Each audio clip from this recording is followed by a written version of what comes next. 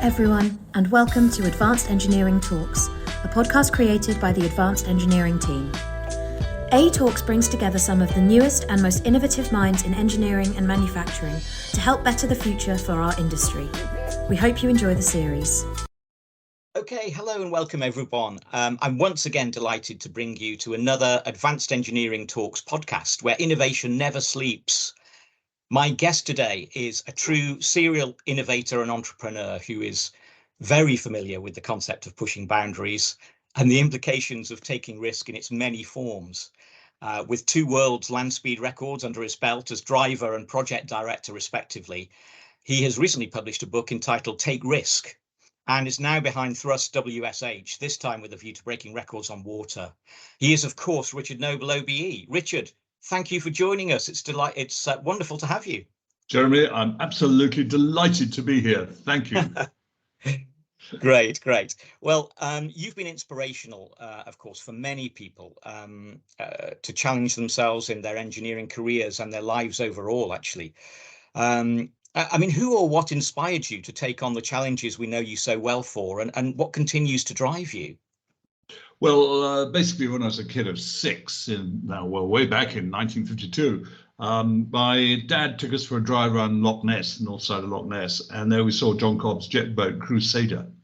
I never saw it run, but I saw it and I thought, wow, this is for me. And something clicked at that point, and ever since then, I felt that I got to have a go at this. And it is the most stimulating career you can imagine, because you're creating, you're innovating, you're pushing the boundaries, you're having an opportunity to drive a car at nearly the speed of sound. It's a huge experience. Yeah. I can imagine. And obviously, now you yourself, having done land speed records, are now working with ThrustWSH, which is taking the challenge onto water. How does this compare with your challenges that you had on land with the Thrust and Bloodhound projects, for example? Well, we're just beginning to understand a little bit about it, Jeremy. Yeah. So basically, with the Thrust projects, the Thrust 2 car was fairly conventional. That was a car with a wheel at 4 wheels and a wheel at each corner, and a bloody great jet engine down the middle. Thrust SSC was completely different. That was the result of rocket testing and computational fluid dynamics. The first time actually fluid dynamics had ever been used on a car, any kind of car. So we were about 10 years ahead of Formula One. Yeah, oh yeah. And that worked really well indeed. And now we're moving on to the water speed record.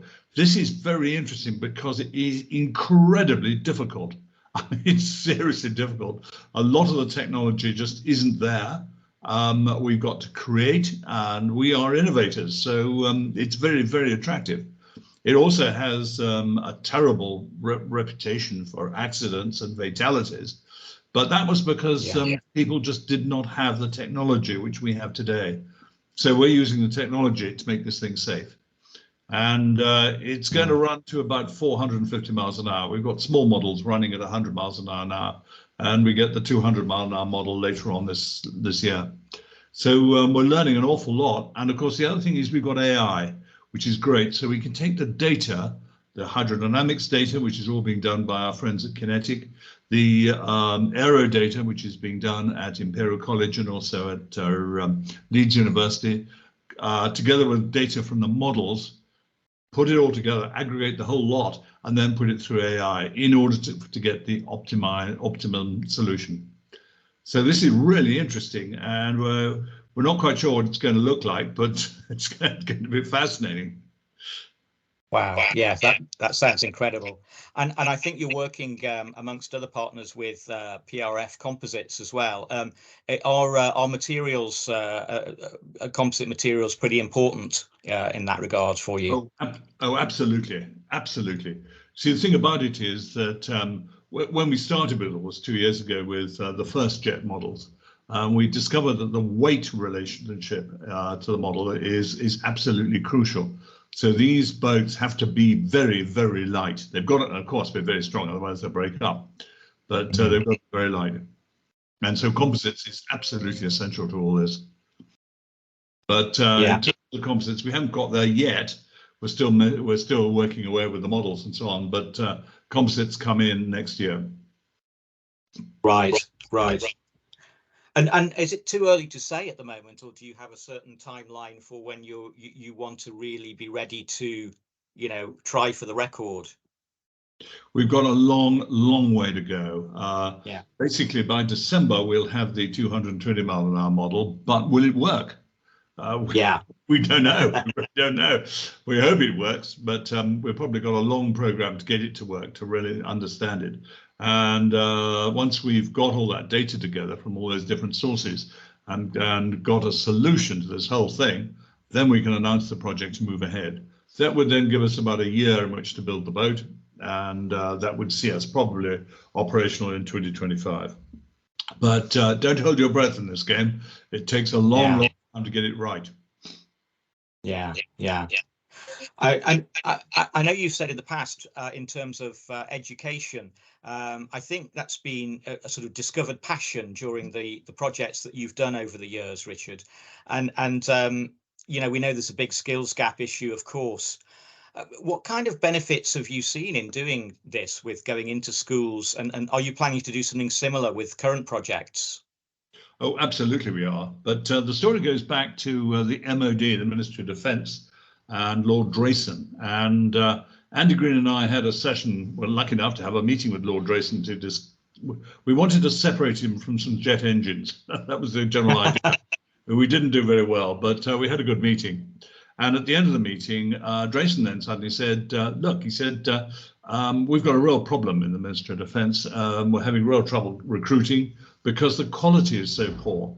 And it's an educational problem. And he went on to say that during the Concorde project, way back in the 1960s, they didn't have that sort of problem, because basically the Concorde program got everybody in the country so excited. A lot of the kids wanted to become engineers. So he said, what I want you to do is to take your project and run it through every single school in the country. So we set this thing up, and it became absolutely enormous. We were moving about 127,000 kids per annum, and it was being followed in 200 countries.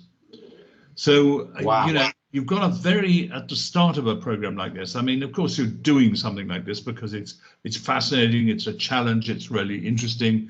And from the sponsor's point of view, it pays them back in a big way for what they give us and the support they give us. But it's really interesting. In the old days of the land speed record and the water speed record, why was it being done? Well, it was being done largely as a vanity project from the drivers. They're making them very famous, and they had a very fine standard of living, etc. as a result of this, taking risk from time to time. But we realized the benefit from all this is education, because you see, the interesting thing is we can share the project.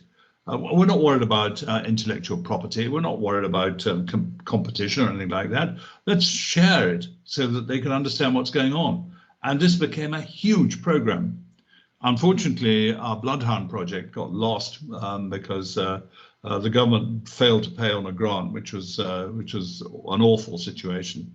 But by that time, we were generating huge interest in the schools, and we ran the Bloodhound car at Newquay Airport in 2017. And the fascinating thing is we had 10,000 people come to watch it run. It was absolutely amazing, and they paid too, even better. And on the famous day, the third day of the event, we had the education day, and we had 300 children on site. It was hugely impressive, and we began to realize that this is the real benefit of it. It's not about this personal vanity business. It's actually about education. We've got something that excites the kids, where they share the education, and we're going to learn a lot. And so are they. Yeah, well, that's the idea. Absolutely. And how far back do you think this sort of education can go? Right back to primary school level, which is where we should start, really, isn't it? You're absolutely right. You're absolutely right. Yeah, right back to primary school level. And for instance, during the Bloodhound program there, we made 15,000 rocket cars. Or rather, the kids made 15,000 rocket cars. And it just shows what can be done there. And we'll be doing rocket boats and so on in due course. Fantastic. That's really exciting. So it's great to see that that's carrying on with the ThrustWSH project as well. I mean, in terms of take risk as well, and the title of your book is Take Risk. Do you feel that we're a little bit more risk averse in general these days in terms of comparing to the past? Well, it's just an enormous problem, and I can't understand really why this should happen.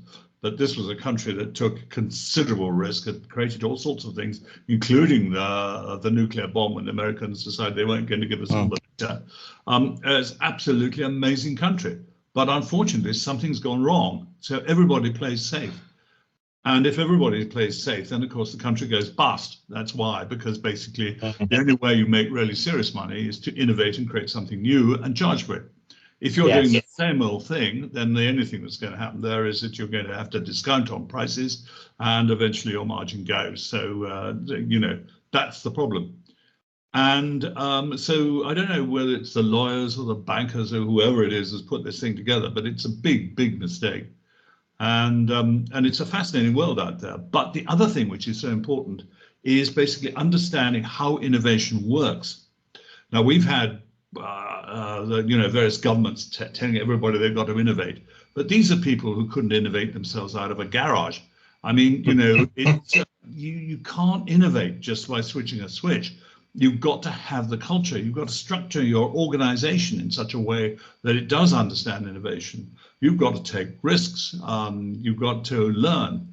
And the thing about our record-breaking program is that we've been doing this for years. We've been doing airplanes, we've been doing ships, we've been doing. We helped JCB with their JCB wheel-driven car, and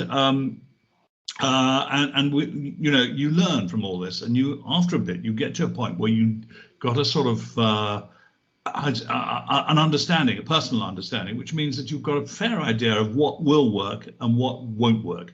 The important thing, of course, is to be able not to do the stuff that won't work, that you think won't work.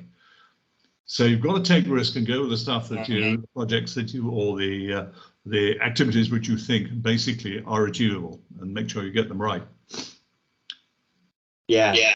So sometimes you need to fail early, don't you, as well, and learn from that and move on quickly.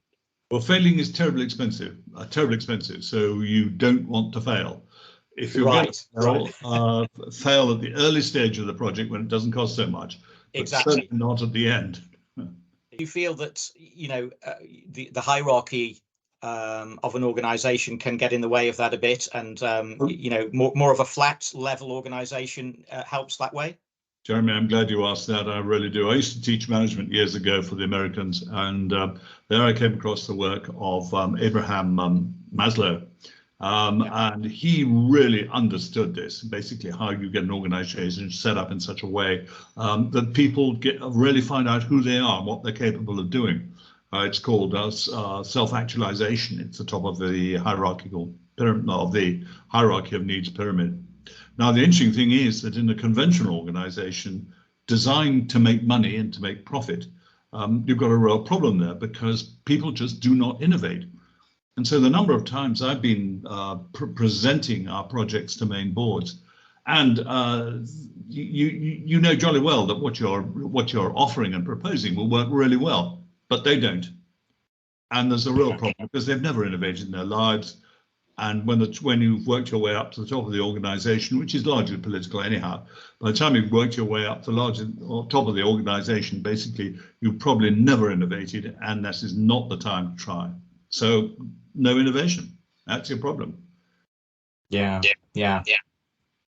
And how do you recruit people in your organization? In fact, I'm not sure that you do recruit. They often come to you. Is that right? Well, that's right. Yes, we never recruit. They just come. And it's a wonderful thing, Jeremy, because when they come, basically, they know what they're joining, they know what they're capable of doing, and they know what they're capable of contributing. And that's absolutely brilliant. So they're, if you like, they're self-selecting, and it's absolutely super. It works very well indeed. And what sort of walks of life do they come from? Do they not necessarily come from university, but they might come from other walks of life? Yes, I mean, basically, it's got to relate entirely to the project. Yeah. So, for instance, in our program here, we're going through a huge program on risk aversion, and so we're very fortunate. We've just been joined by a gentleman who's going to help us through this program, because it's very important from the sponsor's point of view to know that we've addressed all the risks and all the hazards. Yeah. So yeah. it's very wide ranging. And then, of course, the other thing too with the boat project is we've got to find somewhere to run. We need 8 miles. It's a fascinating boat because it's going to go 450 miles an hour, which is really something. And we need 8 miles. So we've got to have a look at a lot of the Scottish locks, I think. Right. So you've got some candidates there up in Scotland at the moment. That would be likely area, would it? I think it would, yes. We've only done the desk research, but we're starting now to actually look at the actual waters there and the conditions of the waters and the depth and everything. We're beginning to realize what we need, which is largely a fairly shallow lock or lake with sloping sides, not vertical sides, very sloping, very sort of beach-like sides to it, so that any wash or anything then gets lost effectively on the shingle. Right, right. And of course, with water as opposed to land, you've got a dynamic surface, which must be another challenge that you have to look at here. It certainly is. The fundamental problem with the boats of the past is that they are what's called hydroplanes. In other words, this is a boat which is a bit like a slipper, which sort of zips across the surface of the water, and is therefore very affected by the waves. The fundamental problem is twofold. One is, as the thing goes faster, the boat goes faster and faster, so it develops lift over the top of the boat, which is trying to lift it up, and also the air going in at the front can get trapped underneath, and so you get high pressure building up underneath, and that increases the square of the speed. So there are considerable pressures on the boat to fly, and we've seen and quite a few of these awful accidents, and they still have them in America with the circuit races where the boats flip and fly. The fundamental thing is we discovered that you only need a small increase in the angle of attack, like 1.5 or 2 degrees, and the thing will fly. So there's no point in building a boat that'll do that unless you can control the bow. If you've got a method of controlling the bow, then basically you're going to be reasonably all right. So we're going to see. Interesting. Yeah. It's dangerous. It's a dangerous game, isn't it? Potentially, if you don't know what you're doing. But we've learnt a lot, or you've learnt a lot since Cobb, of course, and that's what it's all about. That's right, absolutely. And the interesting thing is that if we've got this right, then we could end up with a situation like the ThrustWSH car, the first car through the sound barrier, where we can just take it out every day and drive it through the sound barrier. In other words, we got it absolutely right, and we got it done well. Yes, and you can just do it quite easily every day. Use it again. Yeah, interesting. Yeah, that's fantastic. And I mean, I think we've talked around so much of what you've been doing, and it sounds absolutely fascinating. You are going to be having a presence alongside PRF Composites, actually, on the show floor at the Advanced Engineering Show this November 1st and 2nd at the NEC. So you'll have a nice rendition of the craft, I think, and I think people will be really fascinated to have a look at that. Going to be good. It's being painted, so it's going to look marvelous. It's a big one, 10 foot. 10 foot, fantastic. Yeah, no, I think that'll look great. So thank you for bringing that as well, and thank you for coming over and doing a presentation as well, which you'll be doing in the program, which is great. But it's been wonderful talking to you, Richard, and look forward to seeing you at the show. Thanks again, Richard Noble, OBE. Thank you so much for joining me. Thank you, Jeremy. I've really enjoyed this. Thank you. Thank you.